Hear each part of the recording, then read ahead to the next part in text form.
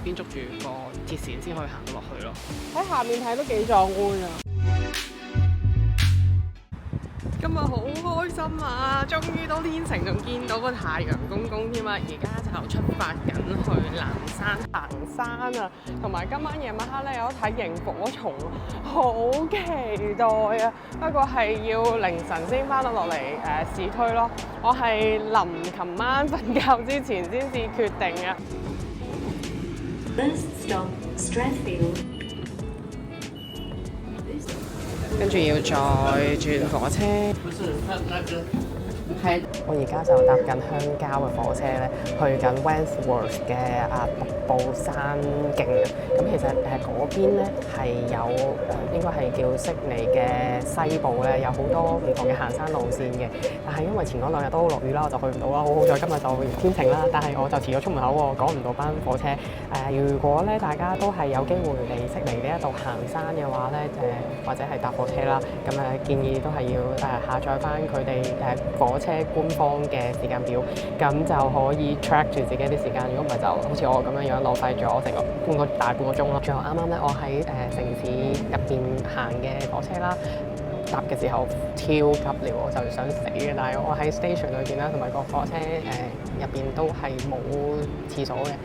跟住我去問咗職員究竟有冇廁所啦，邊度？佢話呢一啲火車係冇廁所嘅。咁就好彩地去到呢啲鄉郊間嘅火車咧，就有啲廁所咯。咁唔好理個衞生環境係點樣啦，但係有得去咗先咯，我都覺得好感恩啦。如果唔係真係賴出嚟。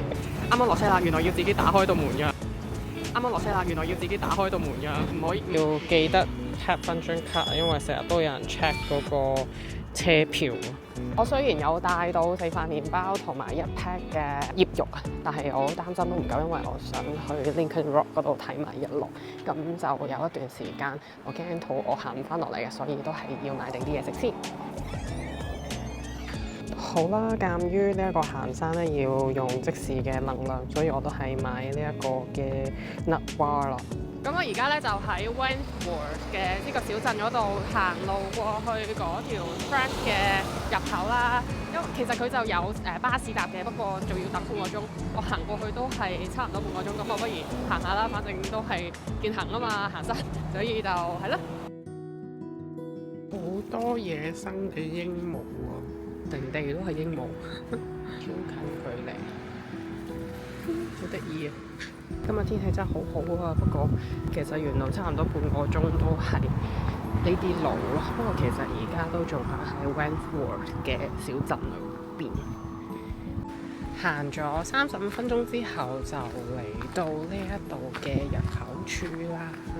如果唔夠1分鐘就係第一個遙望處啦。呢度好好啊，有喺呢一個位咧就有唔同嘅線啦，唔知大家睇唔睇到，就可以睇到唔同嘅山叫咩名咯。但係因為前面都有好多樹啦遮住咗，咁我哋就出發去行第二個嘅遙望處啦。啱啱落完雨咧，啲瀑布應該會好勁抽啊，好期待。行咗一陣，我已經好肚餓，所以要食個nut bar先。好彩買咗樣。離起步點唔夠10分鐘就嚟到呢一個 Jameson Lookout。哇！睇下先，完全冇人，好正啊！自己一個排行程嘅好處就係唔使同人逼啊！哇！好舒服啊！今日天氣仲好好添啊！咁樣呢度嘅地圖好好啊，其實呢度可以行2日嘅。我而家就喺呢度啦，跟住行1日去到呢一個 Gordon Falls， 大概5至7個鐘就已經去得到啊 ，one way 嚟嘅。跟住然之後佢 suggest 第2日就行去呢一個嘅 Scenic World， 但係真係好長，都要4至5個鐘。咁我今日淨係行呢一個嘅位置啫。呢度景點與景點之間都超近喎。我就繼續出發下一個嘅觀景台啦。呢度真係好方便啊！嗰啲指示其實都好清晰。其實沿路都係呢一種已經搭建咗嘅行山路啦，咁應該就唔難行嘅，一家大細都啱行嘅。咁只要着翻對行山鞋就得，因為之前都有落過雨，都仲有啲濕。嚟到呢度嘅 Prince Rock 啦，呢一個位置可以更加近咁樣睇到呢一個嘅崖啊！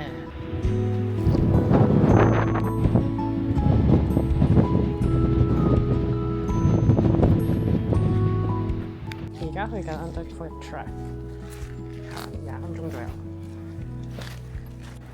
因為前嗰2日都落大雨，所以有好充足嘅水分。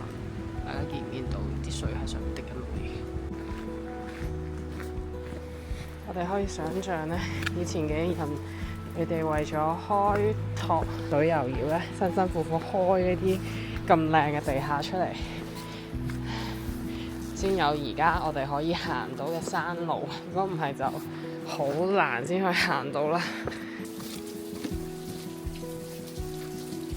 然之後呢度咧個樓底係好矮啊，跟住我都要烏低個頭，我都係得1.59米啫嘛。話如果高大嘅朋友仔咧就要小心啲啦。跟住地下咧係濕滯滯嘅，因為好近嗰個瀑布啊，同埋都幾黑黑地啊。如果真係挨晚就唔可以過嚟啦，要陽光充足先至夠靚。今日係我好好彩啦，好開心啊！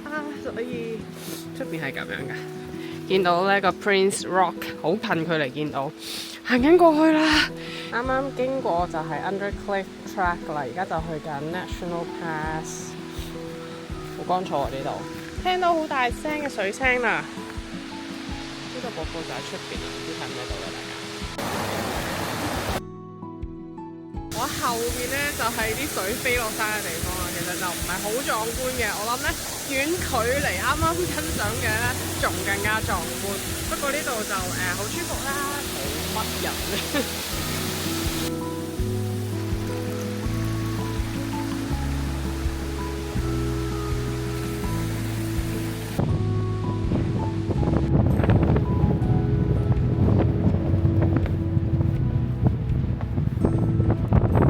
經過一個好靚嘅懸崖峽谷之後，而家就要下一個好陡斜嘅梯級啦。哇！我都有啲困難，好高啊級，同埋好跣啊！好可能大家喺個 camera 裏邊咧睇唔到究竟係有幾陡峭啊！一定要兩隻手咧一邊捉住個欄杆，一邊捉住個鐵線先可以行到落去咯。我啱啱行咗20分鐘左右就落到嚟瀑布個底處啦。喺下面睇都幾壯觀啊！好濕啊，好似落雨咁啊！不過落嚟嗰啲梯級咧都好斜同好濕㗎，真係要好小心咯。都不容有失啊，每一步都踏得好小心咯。等我欣賞下呢個美景先。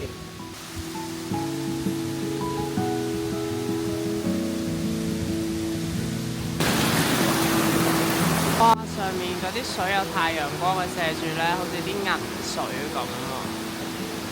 呢條嘢樓梯都幾係嘢啊，因為一定要手腳並用咯。一個梯級咧都有我一個大半個小腿咁高啊！大家都聽到我喺度喘晒氣，我都覺得幾係嘢。呢個 waterfall 其實就咁落嚟呢段路唔係好長嘅啫。我覺得係200-300米，但係好近啊，啱晒啲中意挑戰嘅朋友。終於都沿路翻到上嚟啦，值得㗎。我覺得啱啱係喺呢度出發嘅，一路兜去到 Undercliff Track， 跟住 Princess Rock Lookout， 跟住落到嚟呢一度，我行咗一段 National Pass， 跟住然之後翻上嚟呢度。而家就行咗翻上嚟瀑布嘅上游啦。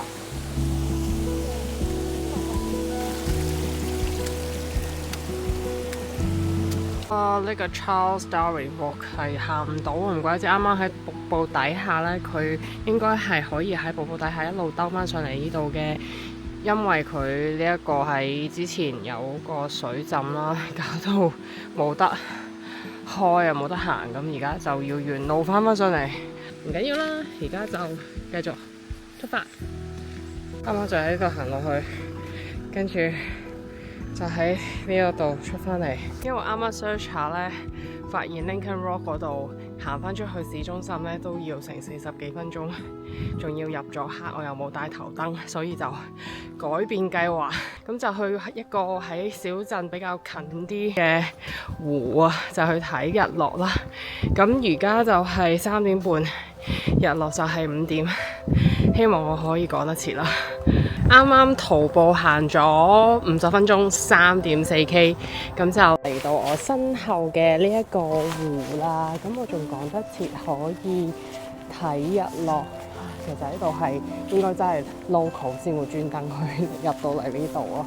咁 enjoy 而家呢一個 moment 啦，同埋我要食嘢啦。我未食 lunch 㗎，所以好餓啦。所以而家個肚餓同埋攰嘅指數有10分嘅話，而家有8分嘅啦。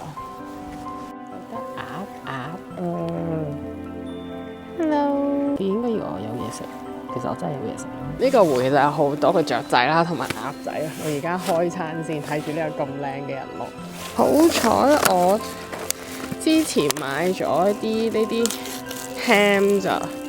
咁其實我本身諗住今日行山嘅時候食嘅，但係因為太趕時間啦，咁就係咯，而家先食。攞翻我垃圾袋出嚟先，手我啱啱已經洗咗啦。呢度有個洗手間，咁樣就可以一餐啦，方便。就日落。其實都幾多人喺度散步，不過都係啲上咗年紀或者係有小朋友拖住架 BB 車嗰啲。咁樣食完嘢，哇，流晒鼻水。陣間就翻去呢個 Wentworth 嘅 downtown 啦，坐低食啲嘢先，因為我揾到咧，發現我嘅集合點咧，今晚9點半先集合啊嘛。但係而家呢一個廳去到集合點嗰個廳咧，就要成個中一班嘅列車嘅。但係其實坐10分鐘嘅啫，咁就去到嗰度6點鐘，周圍已經係冇晒 restaurant， 已經係閂晒啊。跟住呢一個 downtown 咧，就係最晏嘅pizza 店咧，仲有一間西餐店係8點鐘就閂門，所以中間都仲有啲時間。咁就係咯，而家食完嘢就行翻出去 downtown 嗰度坐低喺餐廳嗰度食個 proper 啲嘅 dinner。好醒目啊！佢哋好醒目，我已經開始知道我喺度食嘢啦。但我唔知可唔可以餵你哋啊？俾多一個嚟啦。冇啊，我唔知人哋俾唔俾㗎。等我犯法點算啊？唔好咁望住我啦，好驚啊！佢啲眼神好似好慘咁啊！我驚真係俾人拉。啱啱我咧就行咗入嚟呢間意大利餐廳啦，咁出邊仲係落鉛筆㗎啦，其實有啲粉紅色好靚好正。咁好彩呢一間餐廳咧就係開到9點鐘嘅，咁我可以到去8點半我先至開始起行嘅。呢個就係我嘅晚餐啊，其實係個雞嚟嘅。我想講嘅係佢呢個牛油果醬真係超級出色，好正。熟我嘅人都知道我唔食啲醬嘅嘢，但係呢個真係好滑。啱啱食嘢啫嘛，其實我唔係好肚餓，不過好食。呢個係雞嚟，應該就冇乜特別，係個醬真係好食。我而家就離開呢一間嘅餐廳啊，呢一度嘅服務員真係好好人啊！佢話其實咧，佢哋呢間嘢咧成日都有啲等火車嘅人過嚟喺度 hea。佢話前嗰幾日有個男人咧成身濕晒入咗嚟，佢話勁恐怖。我話做乜事啊？佢話個男人佢跌咗落去個湖度，即係我啱啱去嗰個湖嗰度，跟住我話好彩我係冇跌咗落去啫，真係嚇死人！我都喺度坐咗成2個幾鐘啊。咁而家就去緊火車站嗰度搭火車過去嗰個叫咩鎮呢？唔記得咗。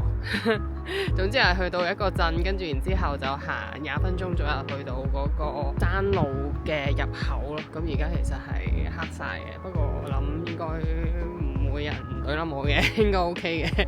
咁而家其實係漆黑一片嘅，都有街燈嘅，所以 OK 嘅。而家係成條鐵路都係冇人嘅，我真係凍到成條香蕉咁，好凍啊！雪條啊！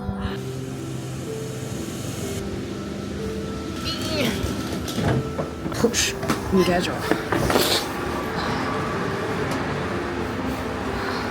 終於入到嚟架車度，暖好多。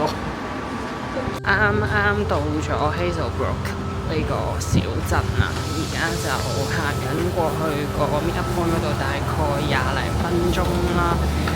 其實就可以搭 Uber 嘅，但係因為搭 Uber 都係幾分鐘，我去到嗰度仲要等，因為對方要9點半先去得到。咁鬼死凍，梗係喐下算啦，產生下啲能量嘛。啱啱食完嗰個白汁，我啱啱仲用咗20分鐘行到過嚟呢個集合點，咁其實係成條路都係冇人嘅。得閒會有2-3架車會經過咯。咁我諗啲車經過嘅時候都會見到，咦，點解呢度有個人喺度自己喺度行，咁恐怖嘅？咁其實行下嘅時候，我自己都有好多嘅諗法出咗嚟嘅，例如好恐怖啊，好黑啊，跟住啲風又凍啊，嗰啲樹又沙沙聲啊，咁跟住喺度諗，哇，點解我咁孤獨嘅？點解係都要搞啲有難度嘅嘢出嚟？明明喺8點鐘喺悉尼嗰度等坐車過嚟咪好咯，係又要自己一個人過嚟日頭喺度。遊山玩水嘅，搞到自己個人咁鬼死搶咁樣，即係不停會有好多嘅埋怨喺度啦，跟住又有啲恐懼啦，因為真係好黑。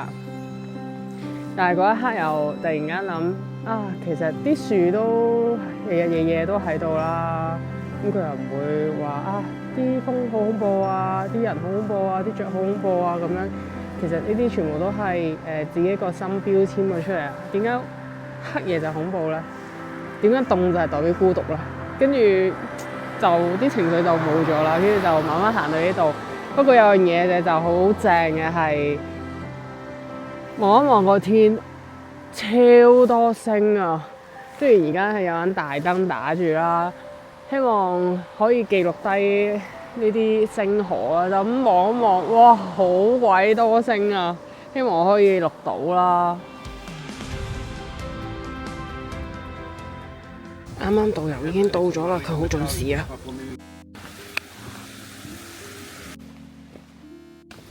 咁喺啱啱導遊咧講咗10分鐘嘅講解，就話俾我哋聽呢一度係睇螢火蟲嘅地方啦，同埋佢本身係有生物同埋個地理嘅學位嘅背景啦。咁佢話佢由5歲開始就已經 camping 㗎啦。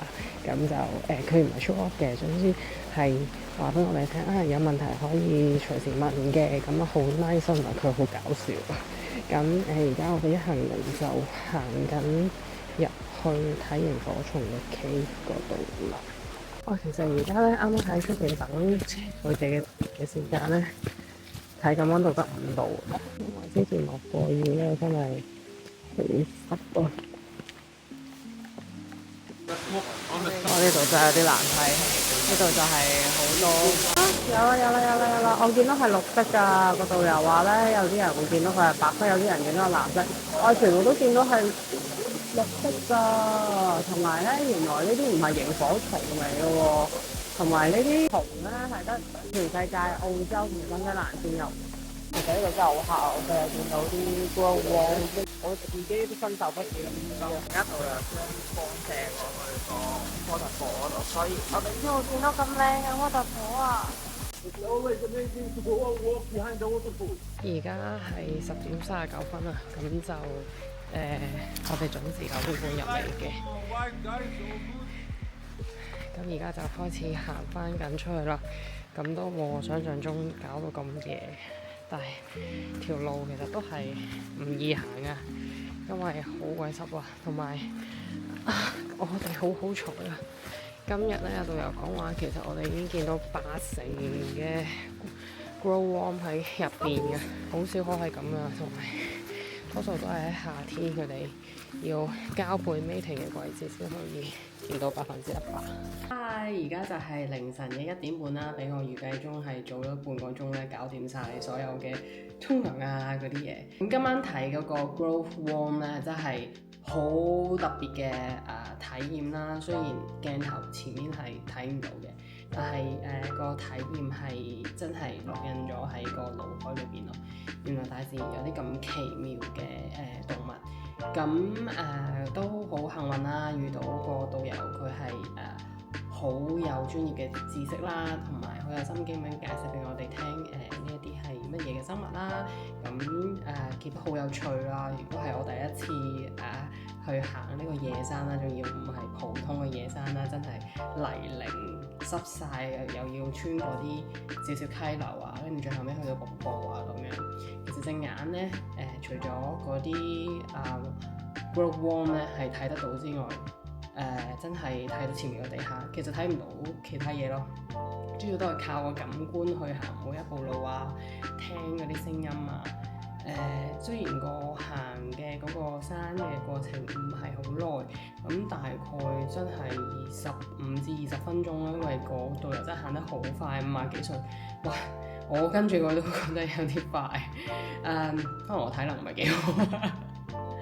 咁所以真係值得體驗啊！咁亦都係今晚由個小鎮咧行到個 meet up 點嗰度嗰20分鐘啦，係嗰啲情緒係好特別嘅。即係又怕黑啊，又孤單啊嗰種感覺咧，其實都係感覺嚟嘅。咁幾特別。咁而家都夜啦，我其實有啲相咧，想翻去今日行山嗰度咧行埋最 popular 嘅嗰個三姊妹山嘅。咁反正都嚟到啦，係咪？雖然啱啱同團嘅團友，佢問我話呢幾日去咗邊，我同佢分享啦。跟住我今日去嗰個位咧，其實係真係最靚，佢覺得啦。咁可能佢都未去過好多嘅呢邊嘅山，因為個導遊同我哋講話呢度好多行山徑啊，有啲行幾日你都未行完啊咁啊！你哋嗰啲係好 popular 㗎啦咁樣。我嗰個就唔係對比喺遊客嚟講就唔係話好 popular 嘅。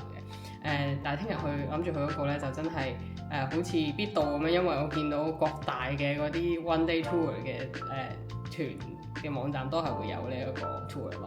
咁就睇下聽日起身嘅情況如何，同埋我超級準時地嚟咗 M 啊！可能喺香港做嘢壓力太大咧，佢長期都係延遲，跟住嚟到之後一放鬆晒，好準時啊！咁就我諗聽日應該會謝皮嘅，再睇下咩情況啦。拜拜。